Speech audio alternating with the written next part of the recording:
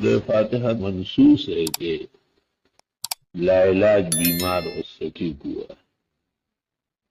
ابو سعید خدری 3 دن صبح و شام جا کے ان کو دم کیا اور فائدہ یہی بتایا کہ میں فاتحہ پڑھتا ہوں۔ ہماری توجہات کم ہیں اور ہماری انداز کمزور ہے تو بزرگان دین نے 101 مرتبہ روز پڑھنے کا کہا۔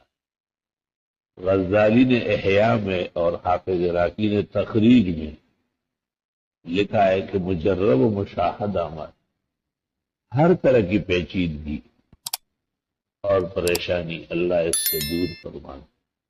کہتے کسی کو بخار بھی ہو نا، ویسے طبیعت ناساز ہو تو آپ ایک دفعہ فاتحہ پڑھ اس کو دم کرے یا دعا کرے، فائدہ فوراً ہو جائے، اور 2 دفعہ اور 3 دفعہ تو ارواح تک پہنچتی ہے۔ اللہ تعالیٰ کو کتنی پسند ہے یہ صورت کہ ہر نماز کی ہر رکعت میں پڑھی جاتی۔ اپنی کتاب کا آغاز جو ہے نزول الفرش تحت العرش بما یوافق العرش، وہ اسی طرح ہی فرمایا۔ سورہ بقرہ کے متعلق حدیث میں ہے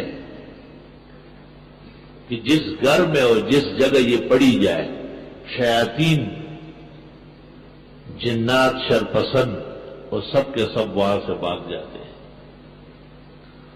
بہت مجرب عمل ہے۔ سورج نکلنے کے بعد سے لے کر ظہر داخل ہونے سے پہلے گھر کے کسی ایسی جگہ آدمی بیٹھے کہ اس کی آواز تمام کمروں میں جا رہی ہو اور وہاں پر سورہ بقرہ تلاوت کر لے 7 دن تک، انشاءاللہ سحر، جادو، سفلی، ٹوٹکا، نظر اور مختلف نجم، کہن، عدد، رمل، ہنسا، جس کسی نے بھی شرپسندی کی ہو، جادو برگردن جادوگراں وہ سب اس پہ پڑ جائے اور یہ گھر والے سب بخیر و عافیت ہو جائے گی۔ پڑھنے سے اللہ تعالیٰ آبادی نصیب کرتا ہے۔ شادی نہ ہو تو شادی ہو جائے گی، ہو چکی ہو تو اولاد ہو جائے گی، میاں بیوی دونوں پڑھے تو بیٹا ہوگا اور حسین جمیل ہوگا۔ لوگوں نے عجائب تجربات بھی اس میں نقل کیے۔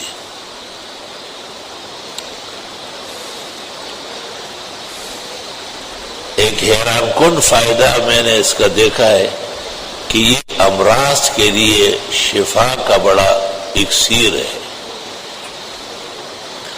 حالانکہ میں نے ہزاروں تفاسیر دیکھی، کسی بزرگ نے بھی یہ نہیں لکھا، مگر 100% مکمل میرا تجربہ ہے کہ سورۃ رحمان پڑھنے سے امراض زائل ہو جاتے ہیں، حملہ آور بیماریاں پسپا ہو جاتی ہیں۔ شاید اس کے خوش رنگی اور نیرنگی اور برکات و انوار جو مومن پر نازل ہوتے ہیں اس کے ساتھ بیماری کا کوئی جوڑ نہیں۔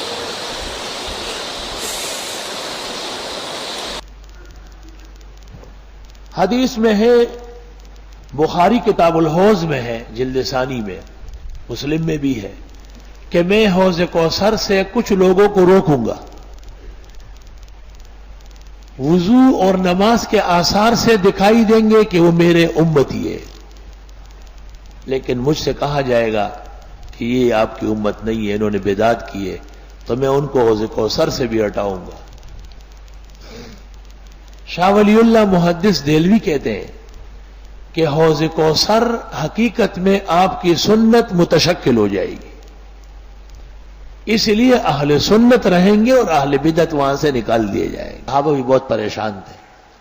ایک دن آپ بستر پہ لیٹے ہوئے تھے، 2 فرشتے آئے، ایک نے دوسرے سے پوچھا صاحبکم مطبوب، یہ بیمار ہے؟ اور نے کہا لا بل مسحور، سحر ہوا ہے۔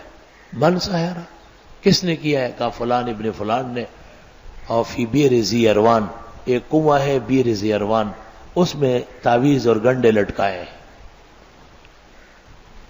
آپ نیند سے بیدار ہوئے اور صحابہ کو طلب کیا، اور ارشاد فرمایا افتانی ربی فی مستفتیتہ، میں نے اللہ تعالیٰ سے جو فتویٰ مانگا تھا مجھے جواب دے دیا، میرے معالج نے میرا علاج کر دیا، اور صحابہ کو علی الفور روانہ کیا۔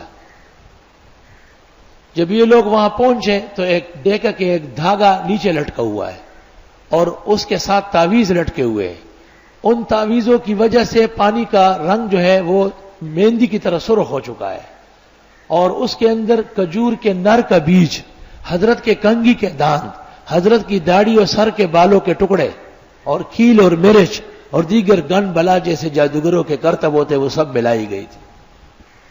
جب آپ کی خدمت میں یہ لائے گئے تو یہ 11 آیتیں ہیں، 5 پہلی صورت میں، 6 دوسری میں۔ آپ ایک ایک آیت پڑھتے تھے اور ایک گھیرا کھولتے تھے۔